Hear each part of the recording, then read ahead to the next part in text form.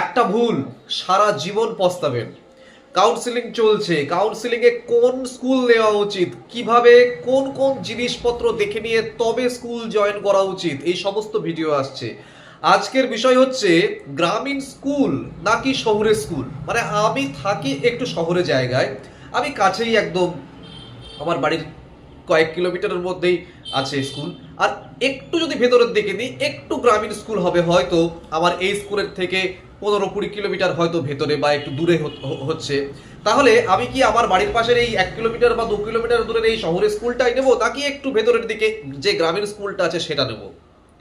এই ধরনের কনফিউশনে কিন্তু অনেকেই ভুগছেন যে অপেক্ষাকৃত কম সুবিধা সম্পন্ন ওই গ্রামীণ স্কুলটা নাকি আমার বাড়ির পাশে শহর স্কুলটা, অথবা উল্টোটাও হতে পারে যে আমার বাড়ি গ্রামে, আমার বাড়ির পাশেই 1 কিলোমিটারের মধ্যেই একটা স্কুল রয়েছে, সেটাও আমি পেতে পারি। আবার একটু যদি আমি শহরাঞ্চলের দিকে যাই তাহলে হয়তো আমাকে 20-30 কিলোমিটার আপ ডাউন করতে হতে পারে ডেলি, অথবা সেখানে থাকতে হতে পারে। কিন্তু দুটোরই সুবিধা দুটোরই অসুবিধা রয়েছে। গতকালকে বলেছিলাম যে কোয়েড স্কুল নাকি গার্লস স্কুল, দুটোরই সুবিধা অসুবিধা দিয়ে বলেছিলাম যে কোনটা আপনারা বেছে নিন। আজকে বলবো যে গ্রামীণ স্কুল এবং শহরের স্কুল এই দুটোর মধ্যে কি কি সুবিধা রয়েছে, কি কি অসুবিধা রয়েছে। এবং মনে রাখবেন, আপনি কিন্তু 2 বছরের জন্য বা 1 বছরের জন্য কিন্তু জব করতে যাচ্ছেন না, সারাটা জীবন আপনাকে ওখানে থাকতে হবে। ট্রান্সফারের চান্স কিন্তু খুব কম। তাহলে যে স্কুলে আপনি 20 বছর, 25 বছর, 30 বছর কাটাবেন কিছু না জেনে, জাস্ট জায়গাটাকে ভালো লাগছে বলে, বা স্কুলের নামটা দেখে ভালো লাগছে বলে, বা স্কুলটা খুব প্রসিদ্ধ এই খবর শুনেই সেখানে জয়েন করছেন, কিন্তু সারা জীবন আপনাকে পস্তাতে হতে পারে কিন্তু। তাই আজকে গ্রামীণ স্কুল এবং শহর স্কুলের সুবিধা অসুবিধাগুলো আমরা জানবো। গ্রামীণ স্কুলের সুবিধা কি কি? শিক্ষক ছাত্র সম্পর্ক অনেক বেশি আন্তরিক হয়, অনেক বেশি নিবিড় হয়। দেখুন, গ্রামীণ স্কুলে যারা পড়াশোনা করেন তারা আর্থিকভাবে অনেক ক্ষেত্রে অপেক্ষাকৃত একটু পিছিয়ে পড়া মানুষ। তাদের কাছে শিক্ষক হিসেবে আপনি সম্মানটা একটু বেশিই পাবেন। এগুলো খুব বাস্তবসম্মত কথা বলছি আমি, ঠিক আছে? মানে আপনি ধরুন, আপনি একজন আর্থিকভাবে খুব বড় জায়গায় বিলং করেন আর কি, ঠিক আছে? তো আপনি যখন আপনার সম আর্থিক সম্পন্ন কোনো আত্মীয়ের বাড়িতে যাবেন, আপনি যে আন্তরিকতা পাবেন তার থেকে অনেক বেশি আন্তরিকতা পাবেন আপনার অপেক্ষাকৃত একটু গরিব আত্মীয়ের বাড়িতে গেলে। গরিব কথাটা আমি মিন করছি শুধুমাত্র আর্থিক পরিপ্রেক্ষিত থেকে, যে অনেক সময় হয় না যে আমার অনেক টাকা হয়ে গেছে, আমি আর গরিব আত্মীয়দের বাড়িতে যাই না, কিন্তু তারা কিন্তু গেলে তারা কিন্তু খুব আন্তরিক হয়, তাদের ভেতরের আন্তরিকতাটা অনেক বেশি প্রবল হয়। তাহলে আপনি যদি ওই গ্রামীণ স্কুলে চাকরি করেন শিক্ষক হিসেবে, আপনি অনেক বেশি সম্মান পাবেন। শিক্ষক ছাত্র সম্পর্ক ওখানে অনেক বেশি আন্তরিক হয়, নিবিড় হয়। ছাত্র সংখ্যা তুলনামূলকভাবে কম হলে, মানে কম হয় আর কি গ্রামীণ স্কুলে, সেখানে কি হয়, ব্যক্তিগত নজরটা কিন্তু খুব ভালো করে দেওয়া যায়। শিক্ষক হিসেবে দ্রুত গ্রহণযোগ্যতা পাওয়া যায় ওখানে। গ্রামীণ স্কুলে মানে ওই ওই এলাকায় শিক্ষক মানে সামাজিকভাবে প্রভাবশালী একজন ব্যক্তি, স্থানীয় মানুষ প্রচন্ড সহযোগিতা করে, প্রচন্ড সম্মান করে। লিডারশিপের সুযোগ বেশি এখানে। কম স্টাফ থাকে সমস্ত স্কুলে, প্রশাসনিক দায়িত্ব, প্রকল্প পরিচালনা ইত্যাদিতে নিজেকে প্রমাণ করবার সুযোগ বেশি থাকে, এবং চাপ হালকা হয় গ্রামীণ স্কুলে। প্রতিযোগিতা কম, ইন্সপেকশন, ফলাফল, অভিভাবকদের চাপ, এই সমস্ত কিছু কম। যে কোনো কিছুতে অভিভাবকরা ছুটে চলে আসলো, অভিভাবকদের চাপ থেকে শুরু করে আরো অনেক কিছু মানে ব্যাপার থাকে, সমস্ত চাপ কম। ভবিষ্যতে ট্রান্সফারের ক্ষেত্রে অগ্রাধিকার অনেক ক্ষেত্রেই কিন্তু পাওয়া যায়। এই সমস্ত সুবিধাগুলো কিন্তু আপনি গ্রামীণ স্কুলে পেতে পারেন। তাহলে কি কি বললাম? যে নিজের সম্মান, নিজেকে প্রতিষ্ঠা করা, নিজেকে সবার কাছে তুলে ধরা, কম ছাত্র, কম স্টাফ, খুব সুন্দর করে ছোট্ট স্কুল সাজিয়ে দিচ্ছেন, যাদেরকে পাচ্ছেন আপনি পড়াচ্ছেন, তৈরি করছেন, এবং মাস গেলে স্যালারি পাচ্ছেন, কোনো অসুবিধা নেই। ওকে, এবার অসুবিধা কি কি? যাতায়াত সমস্যা। প্রথমত বাস ট্রেন কম থাকে, রাস্তার অবস্থা খারাপ হতে পারে, তার জন্য যাতায়াত সমস্যা হতে পারে। তার জন্য কিন্তু আমি সবসময় বলি যে স্কুল যখন আপনারা চুজ করছেন বাড়িতে বসে, অবশ্যই একবার করে ভিজিট করে আসুন, ফিজিক্যালি গিয়ে ভিজিট করে আসুন, সেই সমস্ত স্কুলগুলো একবার দেখে আসুন যাতায়াত ব্যবস্থাটা কেমন। আচ্ছা, নেক্সট হচ্ছে ইনফ্রাস্ট্রাকচার যে ঘাটতি, ল্যাব, লাইব্রেরি, স্মার্ট ক্লাসরুম এসব না থাকতে পারে। আপনার যদি না থাকাটাকে সুবিধা বলে মনে হয়, যে এসব তাহলে চাপও থাকছে না, তাহলে আপনি গ্রামীণ স্কুল নেবেন। যদি মনে করেন যে না, স্মার্ট ক্লাসরুম দরকার, আবার ল্যাব দরকার, লাইব্রেরি দরকার, তাহলে গ্রামীণ স্কুল নয়। বাসস্থান সমস্যা হতে পারে, স্কুলের কাছে আপনি বাড়ি ভাড়া না পেলে আপনাকে দৈনিক যাতায়াত করতে হবে, তাহলে সেটাকে আপনাকে মাথায় রাখতে হবে যে চাপ কম বলেই নিয়ে নিলাম, এদিকে দেখা যাচ্ছে ওই যাতায়াতটা করতে গিয়ে আমার তার থেকে 3 গুণ বেশি চাপ পড়ছে, তাহলে মুশকিল। ডিজিটাল সুবিধা কম, ইন্টারনেট সমস্যা কম, অনলাইনে কাজের যে এখন যে অনলাইন কাজগুলো হয় বা আপডেট করার যে ব্যাপার স্যাপারগুলো হয় সেগুলো একটু কঠিন হয়ে যায় ইন্টারনেট সমস্যা হলে। সমস্ত গ্রামীণ স্কুলে এই সমস্যাগুলো একটু ফেস করতে হয়, যে ইন্টারনেট নেই, স্মার্ট ক্লাসরুম নেই, এইগুলো।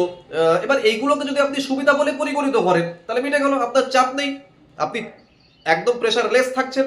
কিন্তু যদি মনে করেন যে আমি এই স্মার্ট স্মার্ট ব্যাপারগুলো নিয়েই থাকবো, তাহলে গ্রামীণ স্কুল আপনার জন্য নয়।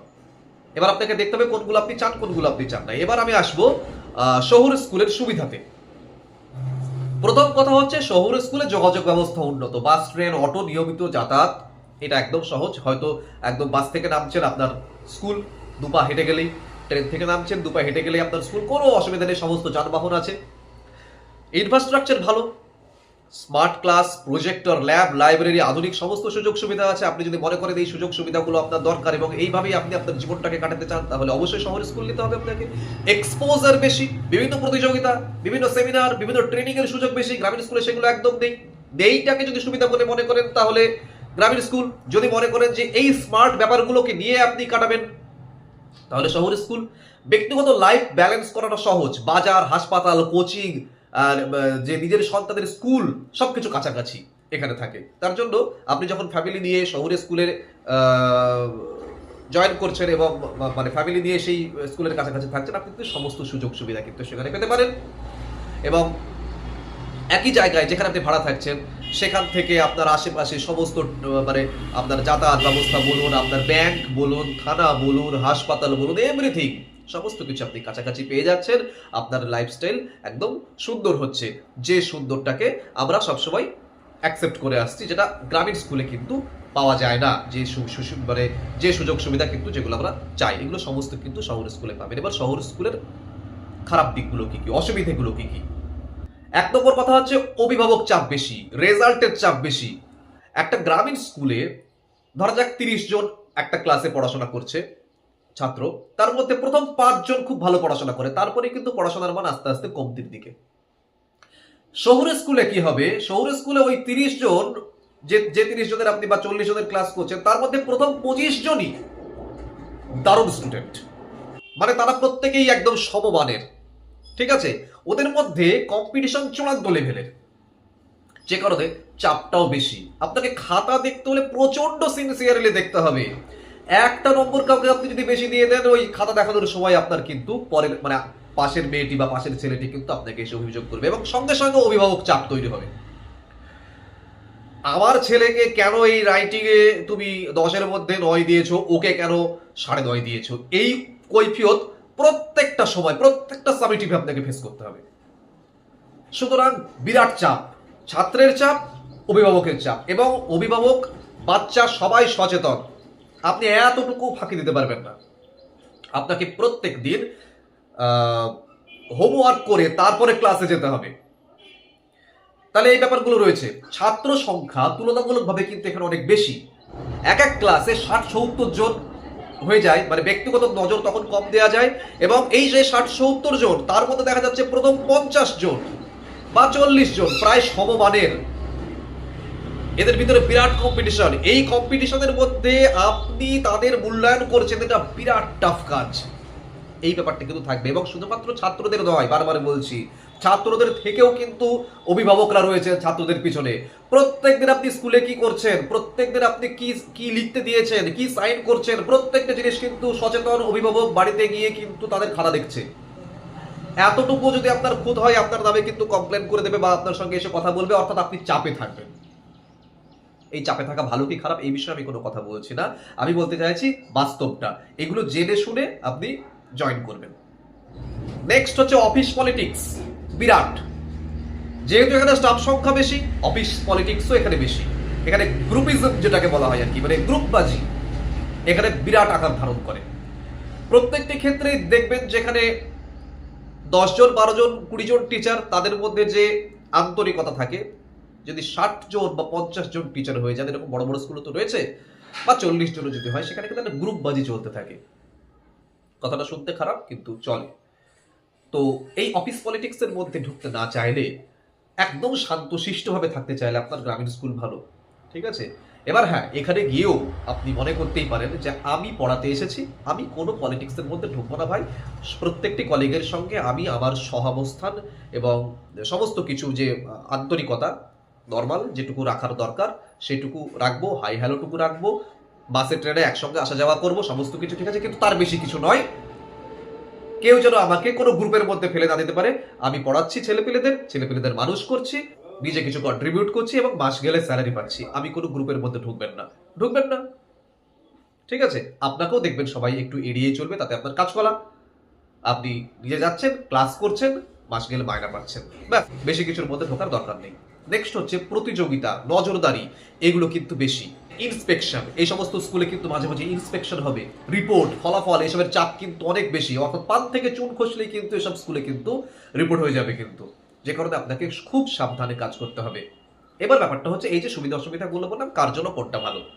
আপনি যদি ক্যারিয়ারের শুরুতে থাকেন, মানে এখন তো আপনারা ক্যারিয়ারের শুরুতে যারা জয়েন করছেন, ফ্রেশার যারা, তারা কাজের অভিজ্ঞতা নিতে চান, সমাজে দ্রুত প্রভাব ফেলতে চান, সম্মান পেতে চান এবং শান্তিতে চাকরি করতে চান, গ্রামীণ স্কুল ভালো আপনার জন্য। আপনার যদি পরিবার, ছোট বাচ্চা, স্বাস্থ্যগত বিষয়, দৈনিক যাতায়াত এইগুলো গুরুত্বপূর্ণ হয়, তাহলে শহর স্কুল আপনার জন্য সুবিধাজনক। আপনি যদি একাডেমিক প্রজেক্ট, ট্রেনিং, আপগ্রেডেশন এইগুলো আপনার জীবনে বেশি চান, একটা ঝকঝকে চকচকে ব্যাপার, শহর স্কুল এগিয়ে এই ব্যাপারে আপনি শহর স্কুলে জয়েন করুন। আপনি যদি শান্ত পরিবেশে কম চাপের মধ্যে কাজ করতে চান, কোনো প্রেশার দেবো না, কোনো অত রিপোর্ট, অত মূল্যায়নের চাপ, হ্যাঁ, ইন্সপেকশনের চাপ ইত্যাদি আমি চাই না। এত স্কুলে যাবো আসবো, কিছু স্টুডেন্ট থাকে, পড়াবো, মাস গেলে মাইনা পাবো, গ্রামীণ স্কুল দিন, খুব আরামদায়ক। চূড়ান্ত কথা তাহলে কি, ভালো স্কুল মানে শহরের স্কুল, খারাপ স্কুল মানে গ্রাম, বা উল্টোটা, এগুলো নয়, এগুলো বলছিও না। অনেক গ্রামীণ স্কুলে পরিবেশ অসাধারণ, আবার অনেক শহরের স্কুলে অত্যাধিক চাপ।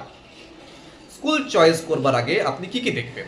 বাড়ি থেকে দূরত্ব দেখবেন, যাতায়াত সুবিধাটা দেখবেন, স্টাফ প্যাটার্নটা দেখবেন, ছাত্র সংখ্যা মোটামুটি কিরকম দেখবেন।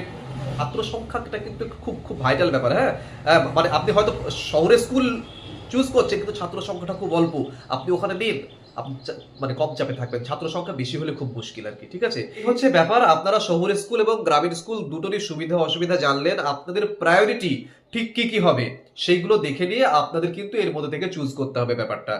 আমি আমার মতো করে সুবিধা অসুবিধাগুলো বলেছি, আমি কিন্তু কাউকে বলছি না আপনি শহরের স্কুল নিন বা আপনি গ্রামের স্কুল নিন। যেহেতু আপনারা অনভিজ্ঞ এই ব্যাপারে এবং আপনারা বুঝতে পারছেন না ঠিক কোন কোন স্কুল দেখা উচিত, আমার বাড়ির পাশের স্কুল হলেই বাড়ির পাশেই যে চুজ করতে হবে না, এটা নাও হতে পারে। বরং আপনি 10 কিলোমিটার দূরে যান, সেখানে আপনি অনেক সুখে 30 বছর বা 20 বছর চাকরি করতে পারবেন। এরকম অনেক ব্যাপার আছে। তাই এই জিনিসগুলো ভাবুন, রোজ ভাবুন। কেমন? কাউন্সিলিং যেহেতু চলছে, এই জিনিসগুলো কিন্তু ভাবতে হবে। খুব সুন্দর করে নিজেকে বারে জিজ্ঞাসা করুন যে তুমি কি এটা চাও, তুমি কি এটা চাও, কি চাও। তারপরে দেখুন আপনার বেশি চাওয়ার সঙ্গে কোন দিকটা মিলছে। গতকালকে দিয়েছিলাম কোয়েট স্কুল নাকি গার্লস স্কুল মেয়েদের জন্য, এবং আজকে দিলাম গ্রামীণ স্কুল, শহর স্কুল, আজকে সবার জন্য। ঠিক আছে, এগুলো ভালো করে লক্ষ্য রাখুন, চ্যানেলটি সাবস্ক্রাইব করুন, কারণ এই ধরনের জিনিস এত সহজভাবে বুঝিয়ে, এত সহজ কথাই বুঝিয়ে আপনি ইউটিউবে কোথাও পাবেন না মনে হয়। ঠিক আছে, ভালো থাকুন, দেখা হচ্ছে পরের ভিডিওতে খুব তাড়াতাড়ি।